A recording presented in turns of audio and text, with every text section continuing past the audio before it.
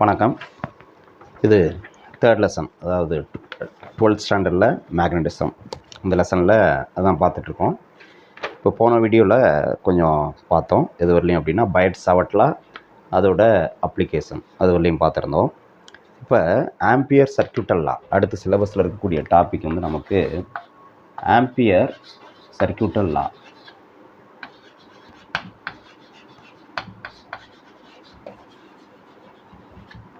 Ampere சர்க்யூட்டல் லா அப்படின்னா ampere சுற்று விதி அப்படின்னு சொல்லுவோம். ஆம்பியர் சுற்று விதி.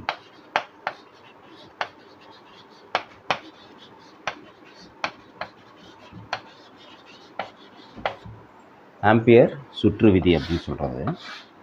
ஆம்பியர் சுற்று விதி என்ன சொல்லுது அப்படின்னா, ஒரு கரண்ட் கேரிங் கண்டக்டர், ஓகேயா, இதில் ஃப்ளோ ஆகிற கரண்ட் வந்து ஐன்னு வச்சுக்கலாம். இதை சுற்றி எவ்வளோ மேக்னெட்டிக் ஃபீல்டு இருக்குது, பர்டிகுலர் பாயிண்டில் எவ்வளோ மேக்னெட்டிக் ஃபீல்டு இருக்குது அப்படிங்கிறத கண்டுபிடிக்கிறதுக்கு நமக்கு இந்த ஆம்பியர் சர்க்யூட்டல் லா, ஆம்பியர் சுற்று விதி வந்து பயன்படுது. என்ன ஸ்டேட்மெண்ட் அப்படின்னு பார்த்தீங்கன்னா, closed integral B vector dot dl vector equal to mu naught into I enclosed அப்படின்னு சொல்லுவோம். ஐ நாட்னு சொன்னாலும் சரி, ஐ என்க்ளோஸ்டுன்னு சொன்னாலும் சரி. Closed integral B vector dot dl vector equal to mu naught into I naught or I enclosed. இப்போ இந்த closed integral அப்படின்னா என்ன அப்படின்னா, நம்ம இன்டெக்ரேஷன் வந்து தொகைக்கல் கண்டுபிடிக்கிறது வந்து ஒரு மூடப்பட்ட பாதை, மூடப்பட்ட வளையம் இல்லையா, மூடிய சுற்றுக்கு நம்ம கண்டுபிடிக்கிறோம். பி வெக்டார் டிஎல் வெக்டார் அப்படின்னா என்னென்னா, பி வெக்டார்னா இப்போ இது வந்து ஒரு கடத்தி, இந்த கடத்தியில் மின்னோட்டம் பாயுது, ஐ மின்னோட்டம் பாயுது. இதை சுற்றி என்ன ஆகும், காந்தப்புலம் உருவாகும், மேக்னெட்டிக் ஃபீல்டு உருவாகும். ஓகேயா. இப்போ இந்த லூப் இருக்கு இல்லையா, மூடிய சுற்று, இதனுடைய மொத்த நீளம் எல்லுன்னு இருக்கலாம். அதை வந்து நான் சிறு சிறு பகுதியாக பிரிக்கிறேன். இப்படி சிறு சிறு பகுதியாக பிரிக்கிறேன், ஸ்மால் எலமெண்ட் அது மாதிரி பிரிக்கிறேன். அப்போ அதனுடைய நீளம் வந்து எவ்வளோ அப்படின்னா, இந்த ஸ்மால் எலமெண்ட்டோட லென்த் வந்து டிஎல். ஓகே. இப்போ இதுக்கு வந்து நான் ஒரு டேஞ்சன்ட் வரைஞ்சேன் அப்படின்னா டிஎல் வெக்டார்னு சொல்லுவோம். டிஎல் வெக்டார் அந்த டைரக்ஷன். Okay, right. இப்போ இது டிஎல் வெக்டார். அடுத்து பி வெக்டார்னா என்னது, இந்த பாயிண்டில் இருக்கக்கூடிய மேக்னெட்டிக் ஃபீல்டு ஸ்ட்ரென்த், இந்த பாயிண்டில் இருக்கக்கூடிய மேக்னெட்டிக் ஃபீல்டு ஸ்ட்ரென்த் பி. காந்தப்புல செறிவு, இந்த ஒயர்லேருந்து இந்த புள்ளியில் எவ்வளோ காந்தப்புல செறிவுங்கிறது. இது ரெண்டினுடைய மல்டிப்ளிகேஷன், டாட் ப்ராடக்ட், ஸ்கேலார் ப்ராடக்ட்னு சொல்லுவோம் இல்லையா, ஸ்கேலார் பெருக்கல் B vector dot dl vector. அது மாதிரி நம்ம என்ன பண்ணணும், எல்லா எலமெண்ட்டுக்கும் கண்டுபிடிக்கணும். இந்த ஒவ்வொரு எலமெண்ட்டுக்கும் நம்ம B vector dot dl vector, B vector dot dl வெக்டார்னு கண்டுபிடிச்சி எல்லாத்தையும் ஆட் பண்ணணும். ஓகே, எல்லாத்தையும் ஆட் பண்ணணும். ஆட் பண்ணோம்னா நம்மளுக்கு கிடைக்கக்கூடிய வேல்யூ என்னவாக இருக்கும், அது எதுக்கு ஈக்குவலாக இருக்கும் அப்படின்னா, அதோட ப்ராடக்ட், இந்த எண் மதிப்பு வந்து எதுக்கு ஈக்குவலாக இருக்குன்னா, மியூ நாட் இன்ட்டு ஐ நாட்டுக்கு ஈக்குவலாக இருக்கும். மியூ நாட்னா நம்மளுக்கு தெரியும், permeability of the free space, வெற்றிடத்தினுடைய உட்புகு திறன் அப்படின்னு சொல்லுவோம். ஐ நாட்டுனா அங்கே என்ன அப்படின்னா, இந்த க்ளோஸ்டு லூப் எடுத்துக்கிறோம்ல, மூடிய சுற்று, அந்த மூடிய சுற்றுக்குள்ளே இருக்கக்கூடிய நிகர மின்னோட்டம், மூடிய சுற்றுக்குள்ளே இருக்கக்கூடிய நிகர மின்னோட்டம், உள்ளே இருக்கக்கூடிய நிகர மின்னோட்டம், வெளியில் கிடையாது. இப்போ இதே இந்த மூடிய சுற்றுக்கு வெளியில் இங்கே ஒரு ஒயர் இருக்குது, அதில் கரண்ட்டு போகுது, I2 கரண்ட் போகுதுன்னா அது வந்து கணக்கில் எடுத்துக்க மாட்டோம். இந்த மூடிய சுற்றுக்குள்ளே என்ன மின்னோட்டம் இருக்குது அதுதான் எடுத்துக்குவோம். அப்போ நிகர மின்னோட்டம்னா என்ன அப்படின்னா, இப்போ சப்போஸ் வந்து இந்த மூடிய சுற்றுக்குள்ளே இப்படி ஒரு கரண்ட்டு போகுது, I1 ஒரு கரண்ட்டு போகுது, இந்த டைரெக்ஷனில் ஒரு கரண்ட்டு போகுது, I2ன்னு ஒன்று போகுது அப்படின்னா நிகர மின்னோட்டம் என்ன அப்படின்னா, I0 ஈக்குவல் டு I1 பாருங்கள் அப்வர்டாக இருக்குது, I2 வந்து டவுன்வர்டாக இருக்குது. அப்போ I1 மைனஸ் I2ன்னு சொல்லுவோம். இதுதான் அந்த நிகர மின்னோட்டம் அப்படிங்கிறதுக்கான அர்த்தம். ஓகேங்களா. இப்போ இது என்னது அப்படின்னா, இது வந்து மாடிஃபைடு ஃபார்ம் ஆஃப் பைட்-சாவர்ட் லா அப்படின்னு சொல்லலாம். ஆம்பியர் சர்க்யூட் லா வந்து மாடிஃபைடு ஃபார்ம் ஆஃப் பைட்-சாவர்ட் லான்னு சொல்லலாம். பைட்-சாவர்ட் லாவோட ஒரு மாற்று வடிவம்னு சொல்லலாம். இப்போ இதனுடைய பயன் என்ன நமக்கு அப்படின்னு பார்த்தோம்னா, இதை பயன்படுத்தி நம்ம வந்து magnetic field due to current carrying wire of infinite length கண்டுபிடிக்கலாம். ஒரு இன்ஃபனைட் லென்த், இப்போ இது மாதிரி ஒரு லாங் ஒயர் இருக்குது, போயிட்டே இருக்குது, இந்த பக்கம் எங்கே எண்டுன்னு தெரியாது, இந்த பக்கம் எங்கே எண்டுன்னு தெரியாது, அது மாதிரி போயிட்டே இருக்குது. அதில் கரண்ட்டு ஃப்ளோ ஆகிறதா வச்சுக்கோங்க, கரண்ட்டு ஃப்ளோ ஆகுது. ஓகே, ஹைங்கிற கரண்ட்டு ஃப்ளோ ஆகுது. இப்போ இதை சுற்றி ஒரு இதிலேருந்து ஒரு பர்டிகுலர் பாயிண்ட், உதாரணமாக ஒரு ஆர் டிஸ்டன்ஸ்னு எடுத்துக்குவோம். ஆர் ஆர் டிஸ்டன்ஸில் இந்த புள்ளியில் எவ்வளோ மேக்னெட்டிக் ஃபீல்டு, காந்தப்புலம் எவ்வளோ, பியோட வேல்யூ எவ்வளோ அப்படின்னு கண்டுபிடிக்கிறதுக்கு நம்ம இந்த ஆம்பியர் சர்க்யூட் லாவை யூஸ் பண்ணலாம்.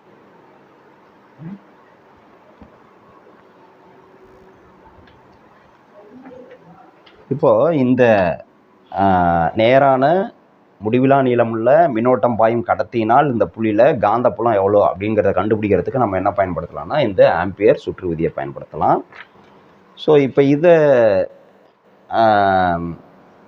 பயன்படுத்தி இந்த இடத்துல காந்தப்புலம் எவ்வளோ, அதாவது infinite long current carrying straight wire, அதனால் இங்கே ப்ரொடியூஸ் ஆகிற மேக்னெட்டிக் ஃபீல்டு என்ன, அதுக்கு ஃபார்முலா டெரைவ் பண்ணோம்னா இந்த ஃபார்முலா இந்த ஆம்பியர் சர்க்யூட் லா யூஸ் பண்ணி டெரைவ் பண்ணோம்னா நம்மளுக்கு என்ன ஃபார்முலா கிடைக்கும் அப்படின்னா இந்த இடத்துல B = μ0 I by 2πr அப்படின்னு கிடைக்கும். ரொம்ப முக்கியமான ஒரு ஃபார்முலா.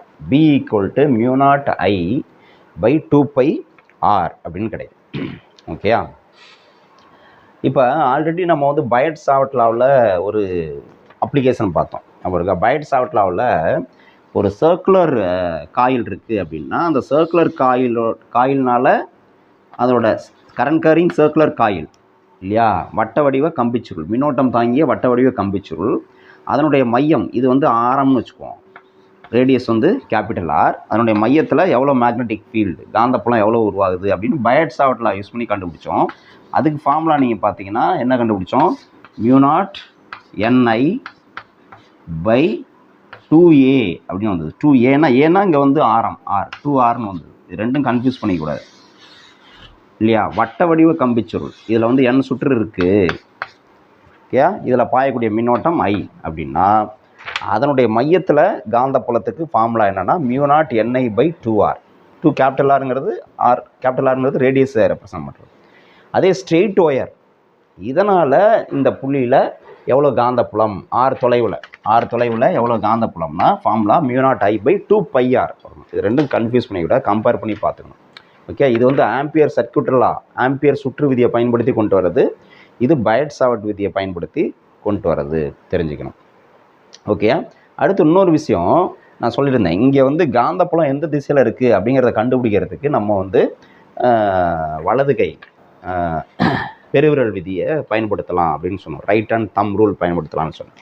அதாவது இப்போ இந்த புள்ளியில் காந்தப்புலம் எப்படி இருக்குது அப்படின்னு கண்டுபிடிக்கிறது நம்ம என்ன பண்ணோம், இந்த ரைட் ஹேண்ட் தம் இந்த காயில் அப்படி வந்து பிடிச்சோம் அப்படின்னா இந்த ஃபோல்டட் ஃபிங்கர்ஸ் இருக்கு இல்லையா, இப்படி எப்படி விரல் மடங்கி இருக்குது அந்த திசையில் கரண்ட்டு போணுச்சு அப்படின்னா இந்த மேக்னெட்டிக் ஃபீல்டு வந்து என்னது is pointed by the thumb.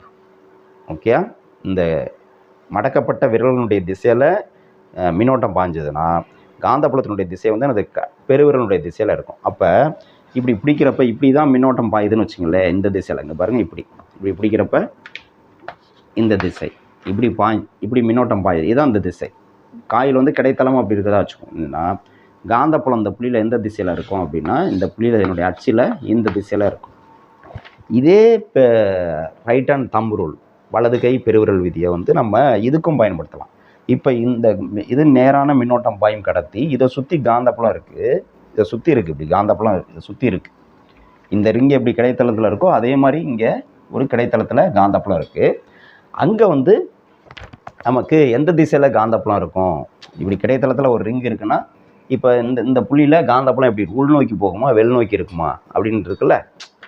இப்படி ஒரு ரிங் இருக்குன்னா இந்த இடத்துல இந்த புள்ளி வழியாக ரிங் போகுது அப்படின்னா இது வந்து இந்த இடத்துல காந்தப்புலம் எப்படி இருக்கும், இப்படி உள்நோக்கி இருக்குமா வெளிநோக்கி இருக்குமா, புரிஞ்சிக்க முடியுதா. அதாவது ஒரு ரிங் இருக்குன்னா ரிங்கோட அரை பகுதி அரை வளையம் இந்த பக்கம் இருக்கும், மீதி அரை வளையம் வந்து போர்டுக்கு அந்த பக்கம் இருக்கும், இப்படி இருக்கும் கிடைத்தளத்தில்.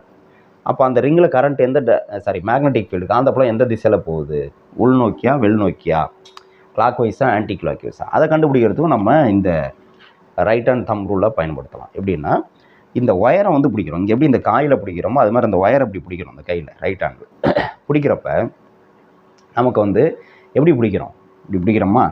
இப்போ இந்த தம்ப் இருக்கு இல்லையா, அது என்ன ரெப்ரசன்ட் பண்ணுதுன்னா கரண்ட்டை ரெப்ரசன்ட் பண்ணுது. இந்த தம்ப் வந்து நமக்கு கரண்ட்டை ரெப்ரசன்ட் பண்ணுது, டைரக்ஷன் ஆஃப் கரண்ட், மின்னோட்டத்தினுடைய திசையை குறிக்குது. இந்த ஃபோல்டட் ஃபிங்கர்ஸ் இருக்கு இல்லையா, மடக்கப்பட்ட விரல்கள், அது எதை குறிக்குதுன்னா அதுதான் மின்னோட்டத்தினுடைய சாரி காந்தப்புலத்தினுடைய திசையை குறிக்குது. இங்கே வந்து பெருவிரல் மின்னோட்டத்தினுடைய திசையை குறிக்குது. மடக்கப்பட்ட விரல்கள் இருக்கு இல்லையா, ஃபோல்டட் ஃபிங்கர்ஸ் வந்து எதை குறிக்குதுன்னா காந்தப்புலத்தினுடைய திசை. அப்போ எப்படி நம்ம இப்படி பிடிக்கிறோம்னா விரல் வந்து உள்நோக்கி தான் போகுது. அப்போ இந்த இடத்துல காந்தப்புலம் எப்படி இருக்கும்? உள்நோக்கி இருக்கும். காந்தப்புலம் வந்து உள்நோக்கி, போர்டுக்கு பர்பண்டிகுலராக உள்நோக்கி காந்தப்புலத்தினுடைய திசை இருக்கும் அப்படிங்கிறத தெரிஞ்சுக்கணும். ஸோ ரெண்டுமே ஒரே இதுதான். இங்கே வந்து என்னது, பெருவிரல் வந்து காந்தப்புலத்தினுடைய திசையை குறிக்குது, மடக்கப்பட்ட விரல்கள் வந்து மின்னோட்டத்தினுடைய திசையை குறிக்குது. இங்கே வந்து பெருவிரல் மின்னோட்டத்தினுடைய திசையை குறிக்குது, மடக்கப்பட்ட விரல் வந்து காந்தப்புலத்தினுடைய திசையை குறிக்குது. மாறி வரும். Okay, right. இதுக்கு இது கம்பி சுருளுக்கு, இது நேரான கடத்தி. ரெண்டுக்கும் ஃபார்முலா பார்த்துங்க. இது பயட்-சாவர்ட் லா யூஸ் பண்ணி பண்ணுறோம், இது ஆம்பியர் சர்க்யூட் லா யூஸ் பண்ணி கொண்டு வரும். ஓகே, இதை நோட் பண்ணி.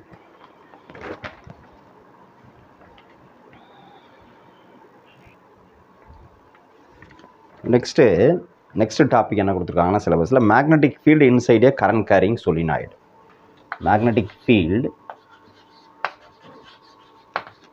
magnetic field inside a current carrying solenoid.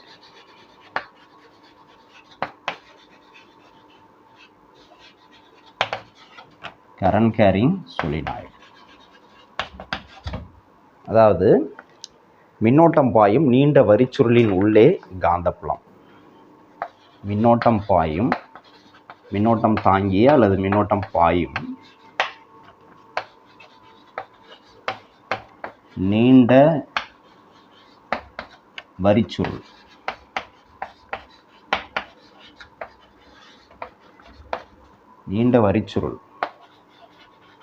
உள்ளே காந்தப்புலம். ஓகே, மின்னோட்டம் பாயும் நீண்ட வரிச்சுருள் உள்ளே காந்தப்புலம் என்ன? இப்போ நீண்ட வரிச்சுருள்னா என்னென்னா, ஒரு நீண்ட கம்பிச்சுருள், ஸ்ப்ரிங் மாதிரி, இந்த மாதிரி நீண்ட கம்பிச்சுருள், அது வழியாக மின்னோட்டம் பாயுது. அந்த காயிலில் நம்ம மின்னோட்டத்தை செலுத்துகிறோம். Current is passed through the coil. இப்போ அதனால் என்ன ஆகும் அப்படின்னா, இதுக்குள்ளே இப்போ நம்ம பார்த்தோம்ல, ஒரு லூப் இருக்குது அப்படின்னா அதில் கரண்ட் பாஸ் ஆகிறப்ப இதுக்குள்ளே மேக்னெட்டிக் ஃபீல்டு ப்ரொடியூஸ் ஆகுதுன்னு சொல்கிறோம். என்னுடைய அலாங் த ஆக்சிஸ், அச்சு வழியாக மேக்னெட்டிக் ஃபீல்டு காந்தப்புலம் உற்பத்தி ஆகுதுன்னு சொன்னோம் இல்லையா. அப்போ இது ஒவ்வொரு சுற்றுலையும் வந்து என்ன ஆகும், மின்னோட்டம் பாயிறப்ப அது ஒவ்வொரு சுற்றும் என்ன ஆகும், காந்தப்புலத்தை உற்பத்தி பண்ணும். அப்போ நமக்கு வந்து இதனுடைய அச்சு பகுதியில் உள்ள இந்த கம்பிச்சுருளுடைய உள்பகுதியில், அச்சு பகுதியில் நமக்கு வந்து ஒரு வலிமையான காந்தப்புலம் உருவாகும். Strong magnetic field is produce ஆகும். ஓகேயா? இப்போ ஸ்ட்ராங் மேக்னெட்டிக் ஃபீல்டு ப்ரொடியூஸ் ஆகுதுன்னா அது உள்ள அந்த மேக்னெட்டிக் ஃபீல்டோட ஸ்ட்ரென்த் என்ன, காந்தப்புலத்தினுடைய வலிமை என்ன, உள்ள வெளியில் இருக்காது. ஒரு ஐடியல் சொலினாய்டு அப்படின்னா, ஒரு மிகச்சரியான ஒரு சொலினாய்டு நீண்ட வரிச்சுருள் அப்படின்னா வெளியில் வந்து காந்தப்புலம் சுழி ஆயிடும். இங்கெல்லாம் வந்து காந்தப்புலம் இருக்காது. இங்கே வந்து காந்தப்புலம் 0, இங்கே வெளியிலையும் காந்தப்புலம் 0, உள்பகுதியில் மட்டும்தான் காந்தப்புலம் இருக்கும், மேக்னெட்டிக் ஃபீல்டு இருக்கும். ஸோ அதுக்கான ஃபார்முலா என்ன அப்படிங்கிறது நம்ம இது எதை பயன்படுத்தி கொண்டு வரும் அப்படின்னா, ஆம்பியர் சர்க்யூட்டல் லா, ஆம்பியர் சுற்று விதி இப்போ படித்தோம்ல, அதை பயன்படுத்தி தான் கொண்டு வரும். ஆம்பியர் சுற்று விதி, ஆம்பியர் சர்க்யூட்டல் லா யூஸ் பண்ணி தான் நம்ம கொண்டு வருவோம். என்ன ஃபார்முலா இதுக்கு அப்படின்னா, நமக்கு பி ஈக்குவல் டு, அதாவது பிங்கிறது இங்கே உள்பகுதியில், இங்கே காந்தப்புலம் என்ன, மேக்னெட்டிக் ஃபீல்டு என்ன அப்படின்னா மியூ0 NI, மியூ0 ஸ்மால் ni. இந்த மியூ0னா நம்மளுக்கு தெரியும், பெர்மியபிலிட்டி ஆஃப் ஃப்ரீ ஸ்பேஸ், வெற்றிடத்தினுடைய உட்பகுதிறன். ஸ்மால் என்ன அப்படின்னா இந்த கம்பிச்சுருளில் ஓரளவு நீளத்தில் இருக்கக்கூடிய சுற்றுகளின் எண்ணிக்கை, அதாவது the number of turns per unit length. Number of turns per unit லென்த்னா இதில் உள்ள மொத்த சுற்றுகளுடைய எண்ணிக்கை. எத்தனை சுற்றுகள் இருக்குது அப்படின்னா n சுற்றுகள் இருக்கிறதா வச்சுக்கோம், கேபிட்டல் N சுற்றுகள். அதாவது ஒரு 100 சுற்றுகள் இருக்கிறதா வச்சுக்கோமே, உதாரணத்துக்கு 100 சுற்றுகள், இல்லை ஒரு 1000 சுற்றுகள் வச்சுக்கோம், 1000 சுற்றுகள் இருக்குது. ஓகே, n அதான் கேபிட்டல் N டிவைடட் பை இந்த கம்பிச்சுருளுடைய மொத்த நீளம் என்னது, L பை L. இதுதான் என்னென்னா ஸ்மால் என்னு சொல்லுவோம். ஓகே, கம்பிச்சுருளில் ஓரளவு நீளத்தில் இருக்கக்கூடிய சுற்றுகளினுடைய எண்ணிக்கை. Okay, number of turns per unit லென்த்துன்னு சொல்லுவோம். அப்போ உதாரணத்துக்கு இந்த கம்பிச்சுருள் வந்து ஒரு 0.5 மீட்டர் இருக்குது அப்படின்னா 0.5 மீட்டர் அப்படின்னா ஸ்மால் என்னோட வேல்யூ வந்து என்ன கிடைக்கும்? 1000 டிவைடட் பை 0.5. 0.5 1/2. 1/2ங்கிறப்போ அந்த 2 மேலே போணுச்சுன்னா 2000 வந்துடும். சரியா? இந்த மாதிரி நம்ம கண்டுபிடிக்கலாம்.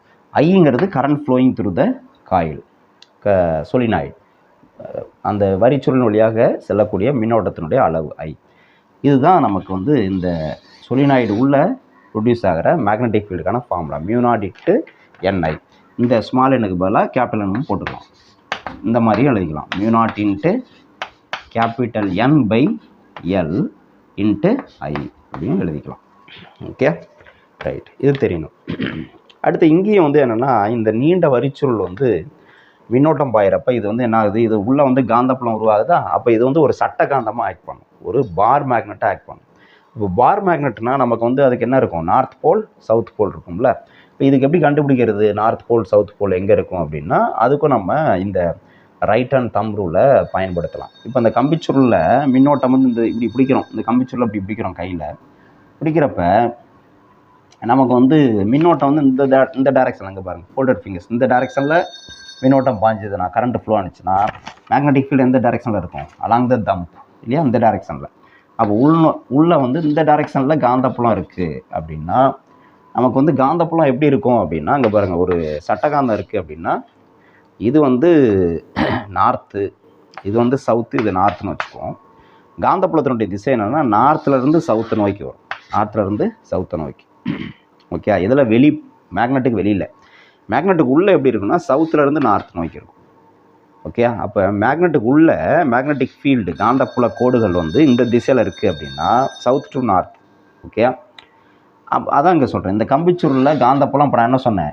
According to right hand them rule வச்சோம்னா, இப்போ கம்பிச்சுருளில் மின்னோட்டம் இந்த திசையில் பாயுதுன்னா சுற்றுகளில், அதாவது இங்கேருந்து சுற்றுகளை பார்க்குறப்ப கிளாக் வைஸில் மின்னோட்டம் பாயுதுன்னா காந்தப்புலம் உள்ள இந்த திசையில் இருக்கும்.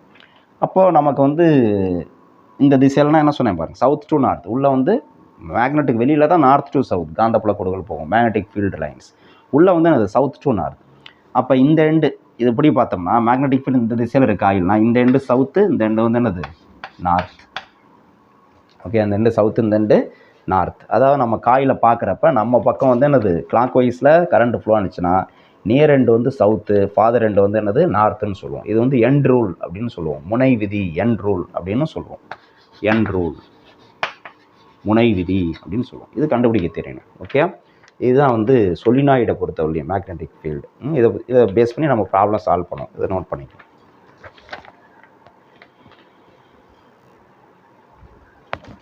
அடுத்து நம்ம சிலபஸில் இருக்கக்கூடிய டாபிக் வந்து பார்த்திங்கன்னா, force acting on a charge moving in electric and magnetic field. Force acting on a charge, force on a charge moving in electric and magnetic field. Moving in electric and magnetic field, அதாவது மின்புலம் மற்றும் காந்தப்புலத்தில்,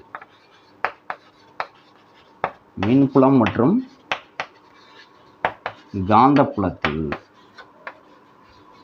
மின்புலம் மற்றும் காந்தப்புலத்தில் இயங்கும் மின்னூட்டம், மின்துகள், மின்துகள் மீது செயல்படக்கூடிய விசை என்ன? ஒரு இடத்துல மின்புலமும் இருக்குது, காந்தப்புலமும் இருக்குது. மின்புலம் எப்படி உருவாக்குவோம்? ஒரு பிளேட் இருக்குது, இப்படி ஒரு பிளேட் இருக்குது, இப்படி ஒரு பிளேட்டு. ஓகே, அந்த பிளேட்டை, இந்த பிளேட்டை கொண்டு போயிட்டு ஒரு பேட்டரியோட பாசிட்டிவில் கனெக்ட் பண்ணிடுறோம். இந்த பிளேட்டை கொண்டு வந்து பேட்டரியோட நெகட்டிவில் கனெக்ட் பண்ணிடுறோம். ஓகே, அப்போ இந்த ரெண்டு பிளேட்டுகளில் எனக்கு இந்த பிளேட் வந்து பாசிட்டிவ்லி சார்ஜாக இருக்கும், இந்த பிளேட் நெகட்டிவ்லி சார்ஜாக இருக்கும். இந்த ரெண்டு பிளேட்டுக்கு இடையில மின்புலம் இருக்கும், இந்த திசையில் மின்புலம் இருக்கும். இதுதான் மின்புலம், எலக்ட்ரிக் ஃபீல்டு. இப்போ காந்தப்புலம் எப்படி உருவாக்குறது? இப்போ இதுக்கு செங்குத்தாக நான் என்ன பண்ணுறேன், அதாவது போர்டுக்கு பர்பண்டிகுலர் அந்த திசையில் இந்த பக்கம் நார்த் போல் இருக்குது, அந்த பக்கம் உள்ள போர்டுக்கு பேக் சைடு சவுத் போல் இருக்குது. அப்போ நார்த் டு சவுத் போர்டுக்கு பர்பண்டிகுலராக இந்த டைரெக்ஷனில் நமக்கு வந்து என்ன ஆகும், இந்த டைரெக்ஷனில், இந்த பேனாவோட டைரெக்ஷனில் நமக்கு மேக்னெட்டிக் ஃபீல்டு ப்ரொடியூஸ் ஆகும் இல்லையா, நார்த் டு சவுத். ரெண்டு மேக்னெட்டோட ரெண்டு போல், இந்த பக்கம் நார்த் போல், அந்த பக்கம் சவுத் போல் வச்சிட்டோம்னா போர்டுக்கு பர்பண்டிகுலர் இந்த டைரெக்ஷனில் நமக்கு ஒரு மேக்னெட்டிக் ஃபீல்டு ப்ரொடியூஸ் ஆகும். அப்போ மேக்னெட்டிக் ஃபீல்டு இந்த டைரெக்ஷனில், இதை இப்படி நேராக அப்படி வரைய முடியாது, அதனால் இப்படி கிராஸாக நான் வரைஞ்சி காமிக்கிறேன்.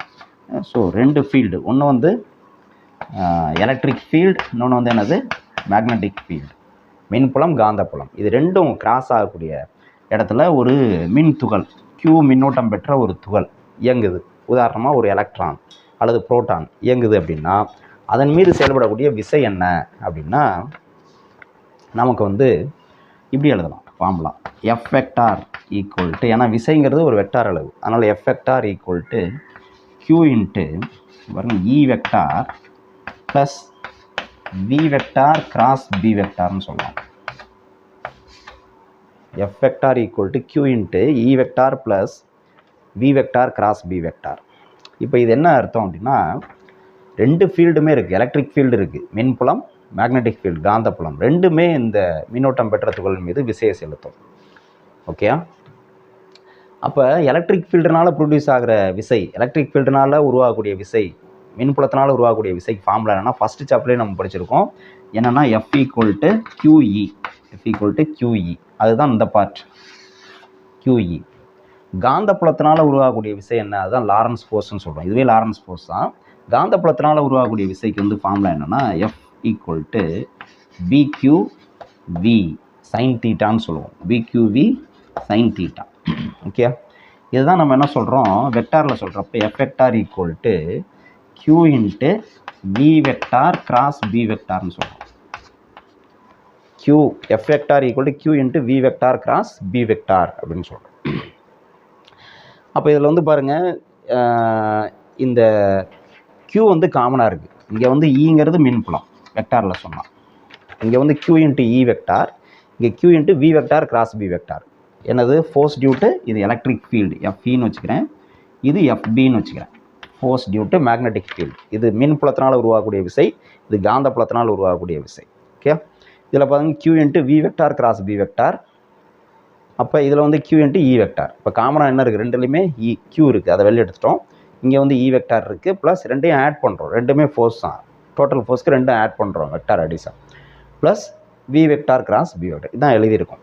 ஓகே, இப்போ இங்கே ஒவ்வொன்றும் என்னன்னு தெரியணும்.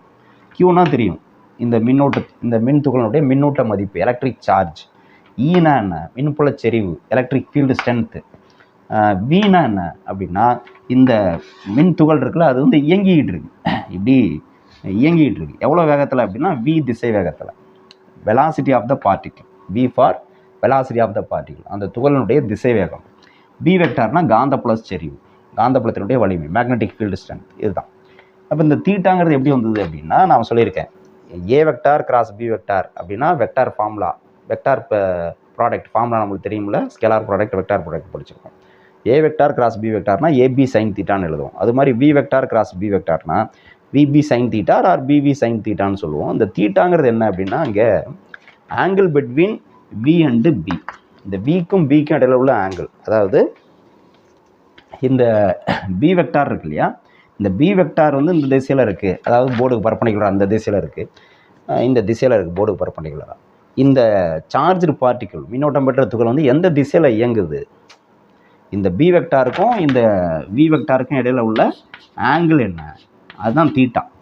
ஓகே, ஸோ இது வந்து தீட்டான்னு சொல்லுவோம். இதுதான் ஃபார்முலா. ஸோ இது வந்து ஃபோர்ஸ் ஆக்டிங் ஆன moving charge in magnetic field and electric field. Okay, இது பேர் லாரன்ஸ் ஃபோர்ஸ் அப்படின்னு நம்ம சொல்லுவோம். ஓகே, இது வந்து ஒரு முக்கியமான டாபிக். இதை பேஸ் பண்ணி நிறைய நம்ம ப்ராப்ளம் சால்வ் பண்ணுவோம். ஸோ இதில் magnetic force due to magnetic ஃபீல்டுனா இது மட்டும் BQV sine theta or Q into V vector cross B vector, ரெண்டும் சேர்த்துனா இது வரும். ஓகே, இப்போ இதில் நம்ம தெரிஞ்சிக்க வேண்டிய விஷயம் என்ன அப்படின்னா இந்த எலக்ட்ரிக் ஃபோர்ஸ் இருக்குல்ல, force due to electric field, மின்புலத்தினால் உருவாகக்கூடிய விசை வந்து இந்த சார்ஜ் மின்னூட்டம் பெற்ற துகள் வந்து நிலையாக இருந்தாலும் அதன் மீது மின்புல விசை செயல்படும். அதாவது இந்த துகள் நகராமல் ஒரு இடத்துல நின்னாலும் இந்த விசை இருக்கும், இந்த விசை. ஆனால் அந்த காந்தப்புல விசை இருக்குல்ல, காந்தப்புலத்தினால் உருவாகக்கூடிய விசை மேக்னெட்டிக் ஃபோர்ஸ்னு சொல்லுவோம். அதுக்கு வந்து என்ன கண்டிஷன்னா இந்த பாருங்கள், இந்த ஃபார்முலாவில் V 0 ஆயிடுச்சுன்னு வச்சுங்க, இந்த இது ஃபுல்லாகவே எல்லாமே 0 ஆயிரும். அப்படின்னா என்ன அர்த்தம்? V ஜீரோனா அந்த துகள் இயங்காமல் இருக்குன்னு அர்த்தம். அப்போ துகள் இயங்காமல் இருந்ததுன்னா காந்தப்புல விசை ஜீரோன்னு அர்த்தம். காந்தப்புல விசை வந்து 0 ஆயிரும். துகள் இயங்கினா தான் அதன் மீது காந்தப்புல விசை செயல்படும், மேக்னெட்டிக் ஃபோர்ஸ் இருக்கும் அப்படிங்கிற கண்டிஷனை ஞாபகம் வச்சுக்கணும். அடுத்த இன்னொரு விஷயம் என்ன அப்படின்னா, இந்த தீட்டா. இந்த தீட்டா வந்து பாருங்கள், இது சப்போஸ் ஜீரோன்னு வச்சுக்கோங்க. தீட்டா ஜீரோன்னா சைன் ஜீரோ என்ன ஆயிரும்? ஜீரோ. சைன் ஜீரோ ஜீரோன்னா அந்த ஃபோர்ஸ் வந்து ஜீரோ. அப்படின்னா என்ன அர்த்தம்? தீட்டா ஜீரோன்னா காந்தப்புலம் எந்த திசையில் இருக்கோ அதே திசையில், அதாவது காந்தப்புலம் வந்து இந்த திசையில் இருக்குது அப்படின்னா, இந்த திசையில் காந்தப்புலம் இருக்குன்னா அதே திசையில் துகள் இயங்குது. Charged particle moves along the direction of magnetic field. அப்போ தீட்டா வந்து 0 டிகிரி. தீட்டா ஜீரோன்னா சைன் ஜீரோ ஜீரோ. அப்போ ஃபோர்ஸ் வந்து என்ன ஆயிரும்? இந்த இடத்துல 0 ஆயிடுச்சுன்னா எல்லாமே 0 ஆயிரும். ஃபோர்ஸ் வந்து 0 ஆயிரும். அப்போ இயங்குனாலும் ரெஸ்ட்டில் இருந்தாலும் விசை 0ன்னு சொன்னேன், ஏன்னா V 0 ஆயிரும். அடுத்து இயங்குறதுனாலும் இயங்குறப்பையும் 0 ஆகிறதுக்கு வாய்ப்பு இருக்குது. எப்படின்னா பேரலாக இயங்குச்சுன்னா, மேக்னெட்டிக் ஃபீல்டுக்கு பேரலாக போணுச்சுன்னா தீட்டா 0 ஆயிரும். அப்போ வந்து 0 ஆயிரும். பேரலாக மட்டும் இல்லை, ஆன்டி பேரலாக இருந்தாலும் சரி. அதாவது மேக்னெட்டிக் ஃபீல்டு இந்த திசையில் இருக்குது, துகள் வந்து இந்த திசையில் இயங்குது. அப்போ தீட்டா வந்து எவ்வளோ? 180 டிகிரி. சைன் 180யோட வேல்யூ என்னது? சைன் 180யோட வேல்யூ 0. அப்போ பேரலாக இயங்கினாலும் சரி, ஆன்டி பேரலாக இயங்கினாலும் சரி, காந்தப்புல விசை வந்து என்னது? 0. காந்தப்புலத்தினால் உருவாகக்கூடிய விசை வந்து 0. ஓகே, இது தெரியும். இதுதான் லாரன்ஸ் ஃபோர்ஸ் அப்படின்னு சொல்லுவாங்க, அல்லது ஃபோர்ஸ் ஆக்டிங் ஆன charged particle moving in electric and magnetic ஃபீல்டுன்னு சொல்லுவாங்க. இதை நோட் பண்ணிக்க.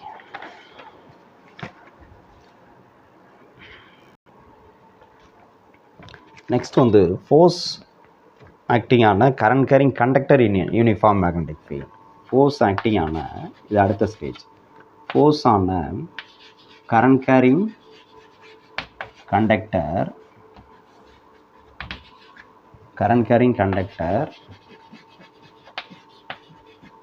in uniform magnetic field. magnetic fieldனா B vector. Uniform magnetic field அதாவது சீரான காந்தப்புலத்தில் வைக்கப்பட்ட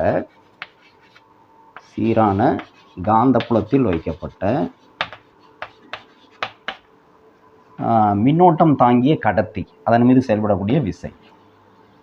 மின்னோட்டம் பாயும்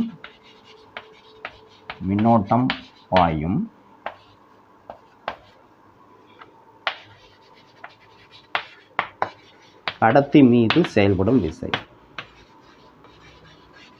ஓகே, சீரான காந்தப்புலத்தில் வைக்கப்பட்ட மின்னோட்டம் பாயும் கடத்தி மீது செயல்படும் விசை. இப்போ இந்த திசையில் ஒரு காந்தப்புலம் இருக்கிறதா வச்சுக்கோங்க. இது வந்து பாருங்கள், இப்படி இருக்குது, வரைகிறேன். இது வந்து எக்ஸ் அச்சு, இது வந்து ஒய் ஆக்சிஸ், இது இசட் ஆக்சிஸ். இப்போ ஒரு மின்னோட்டம் பாயும் கடத்தி இந்த திசையில் இருக்கிறதா வச்சுக்குவோம். இந்த திசையில் மின்னோட்டம் பாயும் கடத்தி, current carrying conductor which carries current in this direction along x axis. x axisல கரண்ட்டு ஃப்ளோ ஆகுது இந்த டைரெக்ஷனில். எவ்வளோ கரண்ட்டு அப்படின்னா I கரண்ட் வந்து I. ஓகே, இப்போ இதில் வந்து மேக்னெட்டிக் ஃபீல்டு வந்து ஒய் ஆக்சிஸில் இருக்கிறதா வச்சுக்குவோம். ஒய் ஆக்சிஸில் மேக்னெட்டிக் ஃபீல்டு காந்தப்புல செறிவு, காந்தப்புலம் வந்து இந்த திசையில் இருக்கிறதா வச்சுக்குவோம். இந்த திசையில் காந்தப்புலம் இருக்குது.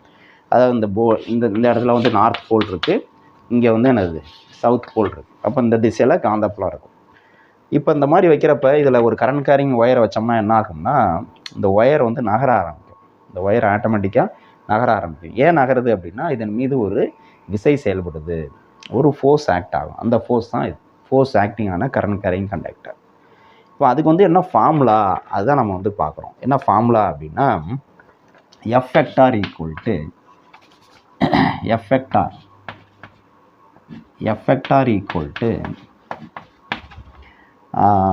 IL vector cross B vector. F vector equal to IL vector cross B vector. இதுதான் ஃபார்முலா. எஃப்ங்கிறது இந்த கடத்தி மீது செயல்படக்கூடிய விசை, ஃபோர்ஸ் ஆக்டிங் ஆன கண்டக்டர். IL அப்படிங்கிறது, எல்னா அந்த கடத்தியினுடைய நீளம், length of the conductor. IL வெக்டார்னா கரண்ட் எலமெண்ட்னு சொல்லுவோம், I into L vector. Right. அடுத்து B வெக்டார்னா மேக்னெட்டிக் ஃபீல்டு ஸ்ட்ரென்த், காந்தப்புல செறிவு. ஓகே, இதோட கிராஸ் ப்ராடக்ட் நம்மளுக்கு கிடச்சிருக்கு. இப்போ நான் ஏற்கனவே சொன்ன மாதிரி இது A வெக்டார், இது ஃபுல்லாக B வெக்டார்னா AB சைன் தீட்டான்னு எழுதுவோம்ல, அது மாதிரி இதோட மேக்னிடியூட், இந்த விசையினுடைய எண் மதிப்பு, மேக்னிடியூட் ஆஃப் த ஃபோர்ஸ் என்ன வரும் அப்படின்னா, இப்போ IL B சைன் தீட்டான்னு ஒன்று. ILB sine theta. இதான் மேக்னிடியூடு கண்டுபிடிக்கிறது, வேல்யூ கண்டுபிடிக்கிறது ஃபார்முலா. ஓகே, இங்கே தீட்டாங்கிறது என்ன அப்படின்னா ஆங்கிள் பிட்வீன், தீட்டாங்கிறது angle between IL and B, IL vector and B vector. அதாவது காந்தப்புலத்திற்கும்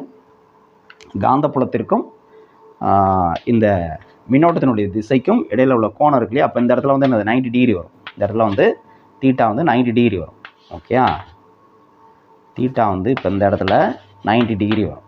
ஏன்னா காந்தப்புலம் ஒய்எக்ஸில் இருக்குது, மின்னோட்டம் வந்து எக்ஸ்ஹெச்சில் போகுது. அப்போ தீட்டா 90 டிகிரி. இதுதான் வந்து இந்த இடத்துல தீட்டான்னு சொல்கிறோம். ஓகே, அப்போ இங்கேயும் இந்த தீட்டாவை பொறுத்து என்ன ஆகும், இதன் மீது செயல்படக்கூடிய விசையினுடைய மதிப்பு வந்து மாறும். இப்போ வந்து தீட்டா வந்து 90 டிகிரினா சைன் 90 என்னது 1. அப்போ வந்து விசை மேக்ஸிமமாக இருக்கும். இதில் வந்து மேக்ஸிமம் ஃபோர்ஸ் ஆக்ட் ஆகும். இப்போ தீட்டா வந்து 90 டிகிரினா விசை வந்து என்னது மேக்ஸிமம், பெரும மதிப்பு பெருமமாக இருக்கும், விசை பெருமமாக இருக்கும்.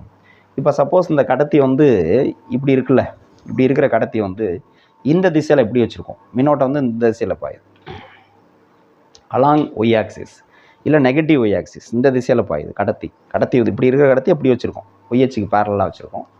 ஒய்ஹெச்னுடைய திசையிலே மின்னோட்டம் பாயுது. அப்படின்னா என்ன ஆகும், தீட்டா வந்து 0 டிகிரி. தீட்டா 0னா என்னது, சைன் 0 0ன்னு ஆயிரும். சைன் 0 0னா விசையும் என்ன ஆயிரும், 0 ஆயிரும். அப்போ மின்னோட்டம் பாயும் கடத்தியை நமக்கு காந்தப்புலத்தினுடைய திசையிலே வச்சோம்னா அதன் மீது விசை செயல்படாது. ஓகே, ஒரு குறிப்பிட்ட ஆங்கிளில் வச்சாதான், ஒரு குறிப்பிட்ட ஆங்கிள் இல்லை, அதை தவிர வேறு எந்த ஆங்கிள் இல்லை.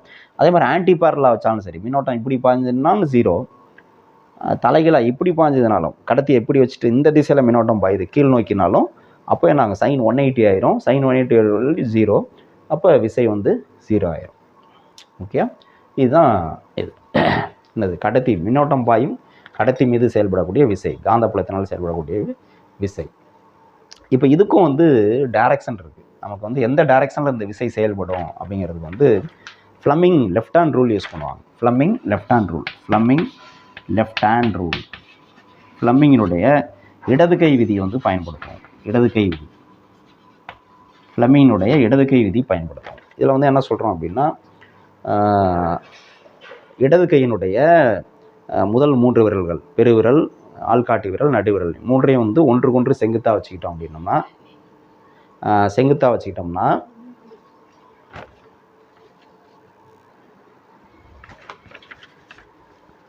இப்போ ஃப்ளமிங் இடது கை விதி, ஃப்ளமிங் லெஃப்ட் ஹேண்ட் ரூல், அதை பயன்படுத்தி இந்த மின்னோட்டம் பாயும் கடத்தி, அதாவது சீரான காந்தப்புலத்தில் வைக்கப்பட்ட மின்னோட்டம் பாயும் கடத்தி மீது செயல்படக்கூடிய விசை எந்த திசையில் இருக்குது அப்படின்னு கண்டுபிடிக்கலாம். The direction of force acting on a current carrying conductor placed in a magnetic field, எந்த டைரக்ஷனில் இருக்குது அப்படின்னு கண்டுபிடிக்கணும்னா இந்த லெஃப்ட் ஹேண்டில் ஃபஸ்ட்டு 3 ஃபிங்கர்ஸ் அந்த மாதிரி மியூச்சுவலி பர்பெண்டிகுலராக நம்ம வச்சுக்கிறோம், ஒன்றுக்கொன்று செங்குத்தாக வச்சுக்கிறோம்.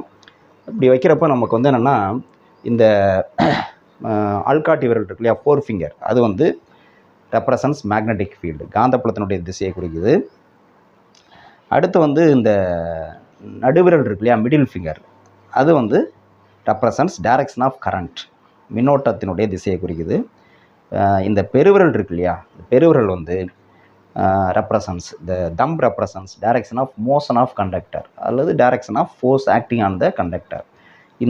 இப்போ இந்த மின்னோட்டம் பாயும் கடத்தி இந்த காந்தப்புலத்தில் வச்சுருக்கோம். இது எந்த திசையில் நகரும் அப்படின்னா, இப்போ இந்த கேஸ்க்கு இந்த பெருவிரலுடைய திசையில் நகரும். ஏன்னா அந்த திசையில் தான் விசை செயல்படும். Okay, the force will act along the direction of thumb. Okay, இதுதான் வந்து நமக்கு ஃப்ளமிங் லெஃப்ட் ஹேண்ட் ரூல், ஃப்ளமிங்கினுடைய இடது கை விதி. கடத்தி மீது செயல்படக்கூடிய விசை எந்த திசையில் இருக்குது அப்படின்னு கண்டுபிடிக்கிறதுக்கு இதை யூஸ் பண்ணுவோம். அதே ஃப்ளமிங் ரைட் ஹேண்ட் ரூல் இருக்குது. அது எதுக்கு பயன்படுத்துகிறோம் அப்படின்னா, அது வந்து நம்ம 4th லெசனில் படிப்போம். டைரக்ஷன் ஆஃப் இன்டியூஸ்டு கரண்ட், தூண்டப்பட்ட மின்னோட்டத்தினுடைய திசை எந்த திசையில் இருக்குது அப்படின்னு கண்டுபிடிக்கிறதுக்கு நம்ம Fleming right hand rule use பண்ணுவோம். ஓகே, இது கன்ஃபியூஸ் பண்ணிக்கிறேன், இதை நோட் பண்ணிக்கலாம்.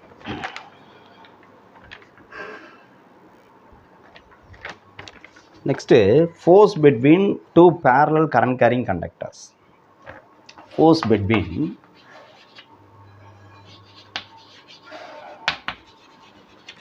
between 2 parallel current carrying conductors. Current carrying conductors. Force between two parallel current carrying conductors. அதாவது மின்னோட்டம் பாயும் இரு நேரான இணை கடத்திகள். மின்னோட்டம் பாயும் அல்லது மின்னோட்டம் பாயும் இரு நேரான கடத்திகள். இரு நேரான இணை கடத்திகள் பேரலாக இருக்குது ரெண்டும். இணை கடத்திகளுக்கு இடையே உள்ள விசை. இணைக்கடத்திகளுக்கு இடையே உள்ள விசை. மின்னோட்டம் பாயும் இரு நேரான இணைக்கடத்திகளுக்கு இடையே உள்ள விசை. அப்படின்னா ரெண்டு ஒயர் இருக்குது, 2 parallel wires, they carry current. இதில் ஃப்ளோ ஆகிற கரண்ட் வந்து I1, இதில் ஃப்ளோ ஆகிற கரண்ட் வந்து I2.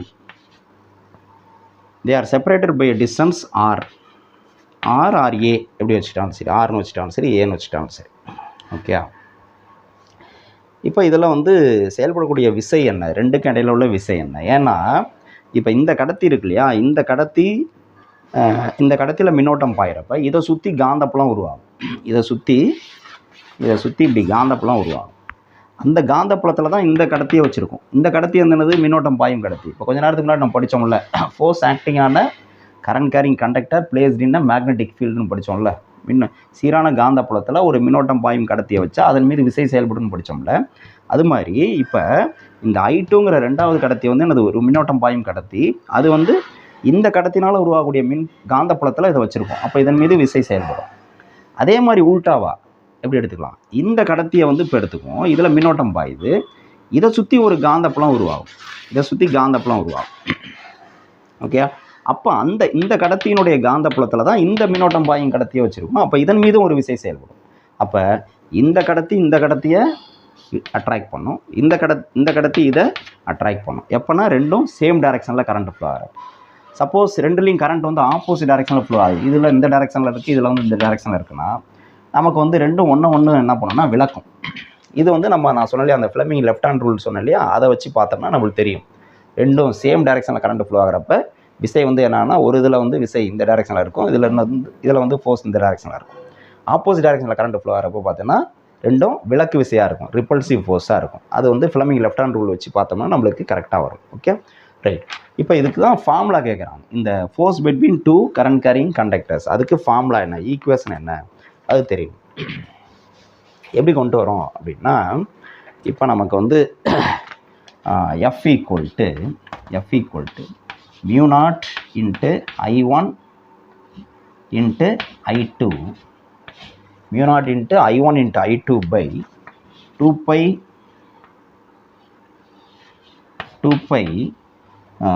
R into L சொல்லலாம். F equal to mu naught into I1 into I2 by 2 pi R into L அப்படின்னு சொல்லலாம். எப்போதுமே எப்படி இப்போ சொல்லுவாங்க அப்படின்னா, ஃபோர்ஸ் பர் யூனிட் லென்த்துன்னு சொல்லுவாங்க. அதாவது இந்த ரெண்டு கடத்தினுடைய நீளம், கண்டக்டரோட நீளம் வந்து இன்ஃபைனைட் லென்த்தாக இருக்கலாம், போயிட்டே இருக்கலாம். அப்படின்னா ஒரு செக்மெண்ட்டில் எவ்வளோ ஃபோர்ஸ், ஒரு செக்மெண்ட்னா பர்டிகுலர் லென்த்து. இப்போ நம்ம வரைஞ்சிருக்கிறது தான் வந்து L லென்த்துன்னு வச்சுக்கோமே, நீளம் ஒரு 1 மீட்டர் அல்லது 2 மீட்டர் அப்படின்னு வச்சுக்கோம். அதனால் வந்து என்னது, ஃபோர்ஸ் பர் யூனிட் லென்த்துன்னு சொல்லலாம். இவ்வளோ நீளத்துக்கு இவ்வளோ விசை அப்படின்னா 1 மீட்டருக்கு எவ்வளோ அப்படிங்கிறப்ப என்ன பண்ணுவோம், இந்த நீளத்தை இங்கே கொண்டு வந்துடும், வகுத்துருவோம், ஃபோர்ஸ் பர் யூனிட் லென்த். அப்போ F/L ஈக்குவல் டு என்ன வரும்னா, mu naught into I1 into I2 by 2 pi R அப்படி வரும். mu naught into I1 into I2 by 2 pi Rன்னு வந்துடும். ஓகே, ஸோ இதுதான் வந்து ஃபார்முலா. இப்போ இதை வெக்டாரில் சொல்லணும் அப்படின்னா என்னென்னா, இங்கே வெக்டார் சிம்பிள் போட்டுட்டா இங்கே வெக்டார் சிம்பிள் போடணும். இங்கே வெக்டாருக்கு என்ன பண்ணணும்னா J cap அப்படின்னு போடணும், J cap.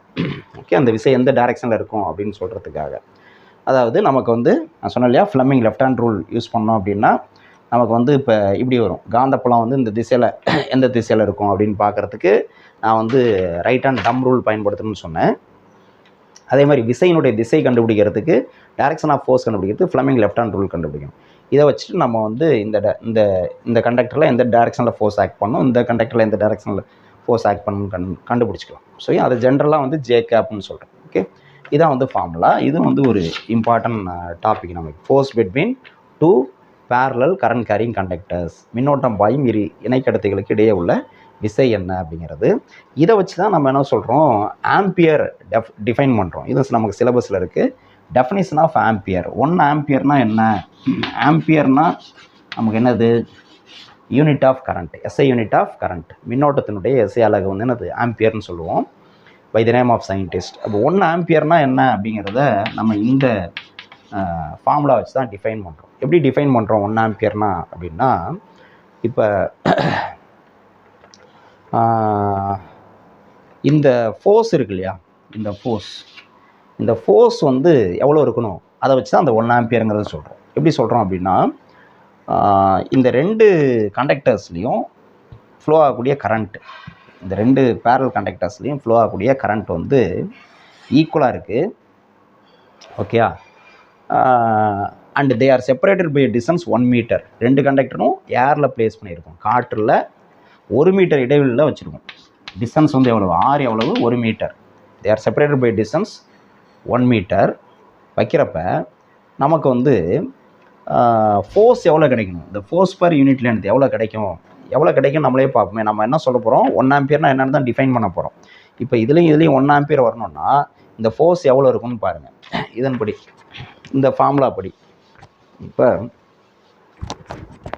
நமக்கு வந்து அந்த ஃபார்முலாவில் F/L அப்படி இருக்கும். F/L மியூ நாட்டோட வேல்யூ என்ன சொன்னோம்? 4π × 10⁻⁻7 இன்ட்டு I1 I2. நம்ம 1 ஆம்பியர்னு வச்சுக்க போகிறோம். 2 கண்டக்டர்லேயும் ஃப்ளோ ஆகக்கூடிய கரண்ட் வந்து 1 ஆம்பியர்னு சொல்லிடுவோம். 1 ஆம்பியர்னா என்னென்னு தான் டிஃபைன் பண்ண போகிறோம், அதனால் 1 ஆம்பியர்னு வச்சுக்குவோம்.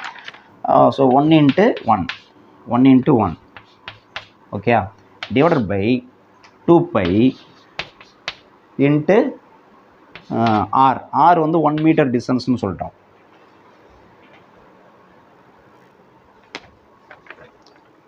ஸோ இது வந்து டிஸ்டன்ஸ் வந்து 1 மீட்டர்னு சொல்லியிருக்கேன். ஏன் இங்கே மியூ நாட் போடுறோம்? They are placed in air or free space, காற்று அல்லது வெற்றிடத்தில் வச்சுருக்கோம் கடத்திகளை. இப்போ என்ன ஆகும் பாருங்கள், இந்த பை கேன்சல் ஆகிடும், 2க்கு 2. அப்போ ஃபோர்ஸ் எவ்வளோ கிடைக்குது? ஃபோர்ஸ் பர் யூனிட் லென்த் எவ்வளோ கிடைக்குதுன்னா F/L வந்து 2 × 10⁻⁻7. ஃபோர்ஸ்க்கு யூனிட் நியூட்டன், லென்த்துக்கு யூனிட் மீட்டர், அப்போ பர் மீட்டர். இவ்வளோ ஃபோர்ஸ் கிடைக்குது அப்படின்னா, இப்போ இது ரிவர்ஸில் சொல்லலாம். அதாவது 2 இணைக்கடத்திகள், மின்னோட்டம் பாயும் இணைக்கடத்திகள் 1 மீட்டர் இடைவெளியில் காற்றில் பிரித்து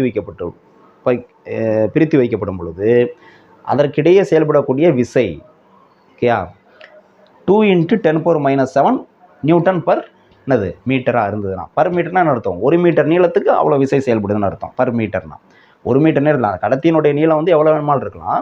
1 மீட்டர் நீளத்தில் எவ்வளோ விசை செயல்படுது அப்படின்னா 2 × 10⁻�7 நியூட்டன் விசை செயல்பட்டதுன்னா, அந்த கடத்திகளில் பாயக்கூடிய மின்னோட்டத்தினுடைய அளவு, அந்த ஒவ்வொரு கடத்திகளில் பாயக்கூடிய மின்னோட்டத்தினுடைய அளவும் எவ்வளவு?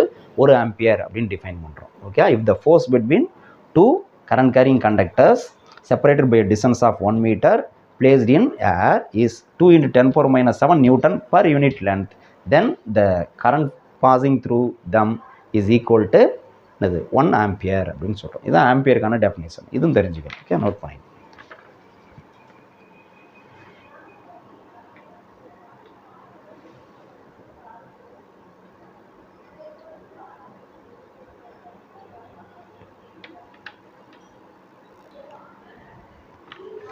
அடுத்து, torque experienced by a current loop in a uniform magnetic field. Torque acting on current loop. இப்போ இது வரைக்கும் பார்த்தது வந்து கரண்ட் ஒயர், ஸ்ட்ரெயிட் கண்டக்டர்.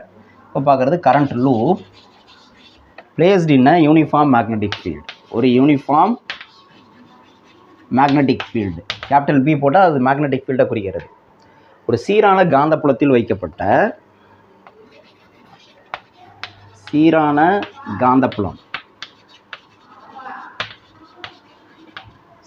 காந்தப்புலத்தில் வைக்கப்பட்ட மின்னோட்டம் பாயும் மின் சுற்றுன்னு சொல்லலாம். மின் சுற்று அல்லது மின்னோட்டம் பாயும் வளையம், அதன் மீது செயல்படக்கூடிய திருப்பு விசை,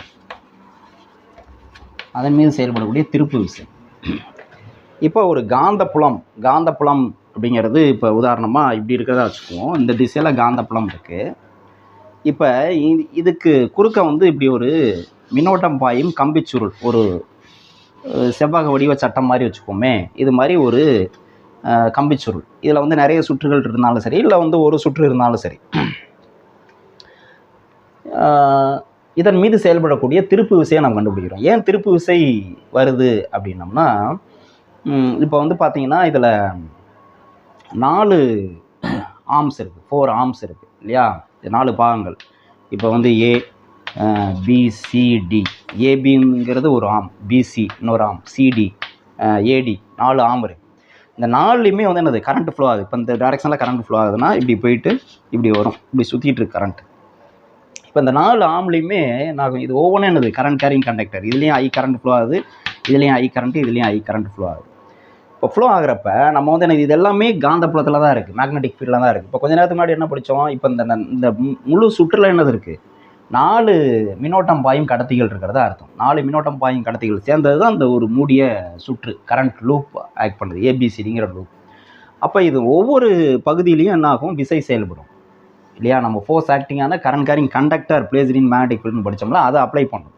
F = எனது IL வெக்டார் கிராஸ் B வெக்டார்னு படித்தோம் இல்லையா, அதை அப்ளை பண்ணணும். அதை அப்ளை பண்ணுறப்ப என்னென்னா 2 ஆர்ம்ஸில் செயல்படக்கூடிய விசை வந்து என்னென்னா ஒன்று கேன்சல் பண்ணிக்கும் சரியா. இதில் வந்து இந்த டைரெக்ஷனில் விசை செயல்படுதுன்னா இதில் இந்த டைரெக்ஷனில் அதே பாயிண்டில் அதே லைனில் ஆப்போசிட்டாக விசை செயல்படும். Force will be equal and opposite. அப்போ they will cancel each other. Okay, இந்த 2 ஆர்மில் செயல்படக்கூடிய விசை வந்து எப்படி இருக்கணும் அப்படின்னா, ஒன்று வந்து இந்த டைரெக்ஷனில் இருக்குன்னா இன்னொன்று வந்து என்னது இந்த டைரெக்ஷனில் இருக்கும். ஆனால் தே வில் நாட் கேன்சல் சரியா. அது வேறு லைனில் செயல்படும். அதாவது இப்படி இருக்கும். இப்போ இந்த பேப்பரில் வந்து இதுதான் வந்து பேப்பர் வச்சுக்கோ, பேப்பர் வேணாம். இப்போ இந்த அந்த பேட் எடுத்துக்கோமே, இதில் வந்து இந்த திசையில் இந்த இடத்துல இந்த எண்டில் இந்த டைரெக்ஷனில் விசை செயல்படும், இந்த எண்டில் இந்த டைரெக்ஷனில் விசை செயல்படும். இப்போ இது ரெண்டும் வந்து என்னது ஈக்குவல் அண்ட் ஆப்போசிட்டாக இருக்கும், ஒரே லைனில் ஆக்ட் பண்ணும். அப்போ they will cancel each other. ஆனால் இந்த போர்ஷனில் என்ன ஆகும்னா, ஒரு விசை இந்த திசையில் செயல்படும், நல்லா பாரு, இந்த திசையில் செயல்படும். இன்னொரு விசை இந்த எண்டில் உள் பக்கமாக இப்படி செயல்படும் சரியா. இப்போ இதுக்கு வந்து ஒரே லைனில் ஆக்ட் பண்ணுதானா கிடையாது. இங்கே பாருங்கள், இதுக்கு வந்து இந்த லைனில் ஆக்ட் பண்ணுது. இந்த லைன் ஆனது விசை இந்த திசையில் செயல்படும், இந்த லைன். இங்கே செயல்படக்கூடிய வந்து உள்நோக்கி இருக்குது, இந்த லைனில் செயல்படும். இது ரெண்டும் வேறு லைன் பேரலாக இருக்குது. அப்போ தே ஓன் கேன்சல். ரெண்டும் வந்து ஒன்று கேன்சல் பண்ணிக்காது. இங்கே கேன்சல் பண்ணிக்கும். இங்கே பாரு, ஒரு விசை இந்த திசையில் செயல்படுது, இன்னொரு விசை இந்த செயல்படுனா இது ரெண்டும் ஒரே லைனில் இருக்குது, ஒரே லைனில் செயல்படுது. அதனால் தே வில் கேன்சல் பண்ணிக்கும். ஆனால் இந்த 2 ஆர்மில் செயல்படக்கூடிய விசை வந்து கேன்சல் பண்ணிக்காது. ஏன்னா இது வந்து இந்த லைனில் செயல்படுது, இது இந்த லைனில் செயல்படுது, 2 கடையில் கேப் இருக்குது. So they will form a couple அப்படின்னு சொல்லுவோம், ரெட்டையை உருவாக்கும். அப்போ ரெட்டையை உருவாக்குனுச்சுன்னா அந்த பொருள் வந்து என்ன ஆகும், இந்த கம்பிச்சுருள் வந்து என்ன ஆகும், இப்படி இருக்கிற கம்பிச்சுருள் வந்து இப்படி ஒரு விசை செயல்படுது, இப்படி ஒரு விசை செயல்படுதுன்னா நம்ம சைக்கிளில் பெடல் பண்ணுற மாதிரி இப்படி வந்து சுத்தம், இந்த கம்பிச்சுருள் வந்து சுத்தம். அதுதான் நம்ம திருப்பு விசை அப்படின்னு சொல்கிறோம். விசை வந்து பொருளை வந்து அது திருப்புது, அது திருப்பு விசைன்னு சொல்கிறோம். ஸோ அந்த திருப்பு விசைக்கு என்ன ஃபார்முலா, அதுதான் நமக்கு இப்போ தேவை. என்ன ஃபார்முலா இங்கே அப்படின்னா, tau vector equal to IA vector cross B vector, IA vector cross B vector, இதுதான் ஃபார்முலா. இந்த மின்னோட்டம் பாயும் மின் சுற்று அல்லது மின் வளையம் அதன் மீது செயல்படக்கூடிய திருப்பு விசைக்கு வந்து என்ன ஃபார்முலானா, tau vector equal to IA vector cross B vector. Tau தான் திருப்பு விசை, ஐனா அதில் பாயக்கூடிய மின்னோட்டம், ஏன்னா இந்த பரப்பு, இந்த மின் சுற்றினுடைய பரப்பு, இந்த பரப்பு தான் வந்து என்னது ஏன்னு சொல்கிறோம். அடுத்து வந்து பிங்கிறது இந்த காந்தப்புல செறிவு, மேக்னெட்டிக் ஃபீல்டு ஸ்ட்ரென்த்து. ஓகேயா. ஸோ இது வந்து நம்ம வெக்டார் ஃபார்மில் இல்லாமல் மேக்னிடியூட் மட்டும் வேணும் அப்படின்னா, சப்போஸ் இதில் வந்து n சுற்றுகள் இருக்கிறதா வச்சுக்கிட்டோம் அப்படின்னா நம்ம என்ன முதல்ல மேக்னிடியூட் பார்ப்போம்.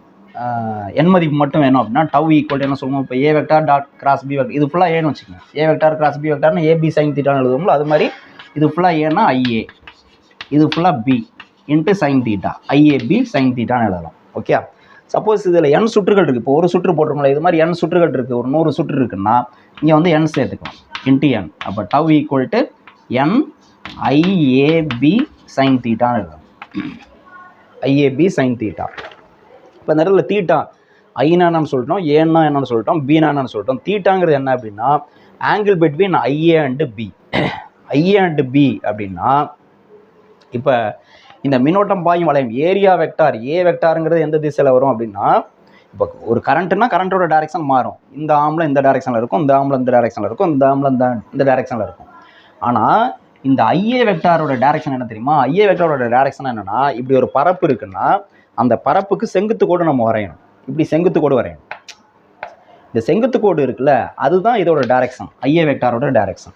அப்போ மேக்னெட்டிக் ஃபீல்டு வந்து இந்த திசையில் இருக்குது, இந்த பரப்பு வந்து இப்படி வச்சுருக்கோம் அப்படின்னா ஐஏ வெக்டார் வந்து இந்த டைரக்ஷனில் வைப்போம். அப்போ மேக்னெட்டிக் ஃபீல்டு இந்த டைரக்ஷனில் இருக்குது, ஐஏ வெக்டார் வந்து இப்படி இருக்குன்னா இப்போ தீட்டா வந்து 90 டிகிரின்னு அர்த்தம். ஓகே, இப்போ சப்போஸ் வந்து இப்படி இருக்கிறதா வச்சுக்குவோம், கம்பி தளம் வந்து இப்படி இருக்குது, காயிலோட ஏரியா வந்து இப்படி இருக்குன்னா மேக்னெட்டிக் ஃபீல்டு வந்து இந்த டைரக்ஷனில் இருக்குது, இதுக்கு ஏரியா வெக்டார் வந்தோன்னா இப்படி வரையும். அப்போ மேக்னெட்டிக் ஃபீல்டும் இங்கே பாருங்கள் இப்படி இருக்கிறப்ப இது வந்து பி வெக்டார், ஏ வெக்டாரும் இதே டைரக்ஷனில் வரும். ஏ வெக்டாருங்கிறது அந்த பரப்புக்கு வரையக்கூடிய செங்குத்து கோடு, ரெண்டும் ஒரே டைரக்ஷனில் வந்தோன்னா தீட்டா வந்து என்ன ஆயிரும், 0 ஆயிரும். அதனால் இந்த இடத்துல இந்த தீட்டா எப்படி கண்டுபிடிக்கிறதுன்னு ஞாபகம் வச்சுக்கணும். ஓகே, பரப்புக்கு வரையக்கூடிய செங்குத்து வெக்டார், மின்னோட்டத்தினுடைய திசை கிடையாது. இந்த பரப்பு ஏரியா, அந்த லூப்போட ஏரியாவுக்கு நம்ம செங்குத்து கோடு வரையணும். அந்த செங்குத்து கோடுக்கும் பி வெக்டாருக்கும் உள்ள ஆங்கிள் தான் என்னது, தீட்டா அப்படின்னு சொல்லுவோம். அப்போ மேக்னெட்டிக் ஃபீல்டுக்கு இந்த தளம் வந்து பேரலாக இருந்தது, இப்படி இருந்ததுன்னா அப்போ வந்து என்ன ஆகும், செங்குத்து கோடு இப்படி வரும், அப்போ தீட்டா 90 டிகிரி. ஓகே, தப்பாக புரிஞ்சுக்கூட, பேரலல்னா நம்ம 0ன்னு சொல்லிடுவோம், கிடையாது. அதாவது தளம் பேரலாக இருந்ததுன்னா செங்குத்து கோடு என்ன ஆகும், நார்மல் வந்து என்ன ஆகும், இப்படி போயிடும். அப்போ ஆங்கிள் வந்து 90 டிகிரி. சப்போஸ் தளம் வந்து இப்படி இருக்குன்னா, இப்படி இருக்குது தளம், பிளேன் வந்து பேரலல் டு மேக்னெட்டிக் ஃபீல்டுனா அப்போ நார்மல் வந்து எப்படி வந்துடும், இப்படி வந்துடும். இப்போ தான் 90 டிகிரி. ஓகே, இந்த இடத்துல நல்லா ஐடென்டிஃபை பண்ணேன், ஏன்னா அதை பேஸ் பண்ணி ப்ராப்ளம் சால்வ் பண்ணுறப்ப மிஸ்டேக் வரதுக்கு வாய்ப்பு இருக்குது. ஸோ அந்த மிஸ்டேக் வரக்கூடாது. அடுத்து இன்னொரு இது வந்து என்ன அப்படின்னா, இந்த ஐஏ இருக்கு இல்லையா, இந்த ஐஏக்கு ஒரு பேர் இருக்குது, இந்த ஐஏ. இது வந்து என்னென்னா மேக்னெட்டிக் மொமெண்ட்னு சொல்லுவாங்க. மேக்னெட்டிக் மொமெண்ட், மின்னோட்டம் பரப்பு ரெண்டினுடைய பெருக்கல் பலன் வந்து என்னென்னா மேக்னெட்டிக் மொமெண்ட், காந்த திருப்புத்திறன் சொல்லுவாங்க. அப்போ அதுக்கு பதிலாக நம்ம என்ன பண்ணலாம்னா பிஎம்ங்கிற சிம்பிளும் யூஸ் பண்ணலாம். இந்த இடத்துல பிஎம் மேக்னெட்டிக் மொமெண்ட். அப்போ tau vector equal to p m vector cross B vector அப்படின்னு சொல்லலாம். இந்த பிஎம்ங்கிறது என்னென்னா எம் ஃபார் மேக்னெட்டிக் மொமெண்ட், காந்த திருப்புத்திறன், இந்த கம்பிச்சுருளினுடைய காந்த திருப்புத்திறன். அதுக்கு ஃபார்முலா என்னென்னா ஐஇன்டிஏ. ஓகே, ஐஏ தான் காந்த திருப்புத்திறன் அப்படின்னு சொல்லலாம். ஓகே, இது ஞாபகம் வச்சுக்கணும். ரைட், இதுதான் வந்து டார்க் ஆக்டிங்கான current loop placed in magnetic field. இதை பேஸ் பண்ணி தான் நமக்கு வந்து என்னது, கேல்வாமீட்டர் வந்து ஒர்க் பண்ணுது. மூவிங் காயில் கேல்வாமீட்டர் அடுத்து படிக்க போகிறோம், இயங்கு சுருள் கேல்வாமீட்டர். அதோட தத்துவம் வந்து இதுதான். ஓகே, ஸோ இது வரலையும் இருக்கட்டும் இந்த லெசனில். இன்னும் நம்ம அடுத்து பார்க்கக்கூடிய டாபிக் வந்து அந்த கேல்வாமீட்டர் டாபிக் தான். கேல்வாமீட்ரு அப்புறம் இந்த மேக்னெட்டிக் ப்ராப்பர்ட்டிஸ் ஆஃப் மெட்டீரியல்ஸ் கொஞ்சம் இருக்குது, அது ஒரு 1/2 hour நமக்கு பேச வேண்டியது இருக்குது, டிஸ்கஸ் பண்ண வேண்டியது இருக்குது. அது நெக்ஸ்ட் வீடியோவில் பார்க்கலாம். இது வரலையும் படிச்சுங்க, இந்த மாதிரி கான்செப்டை வந்து அண்டர்ஸ்டாண்ட் பண்ணிங்க. இப்போ இதை பேஸ் பண்ணி நம்ம வந்து ப்ராப்ளம் சால்வ் பண்ணணும். ஓகே, ரைட், பார்க்கலாம். தேங்க்யூ.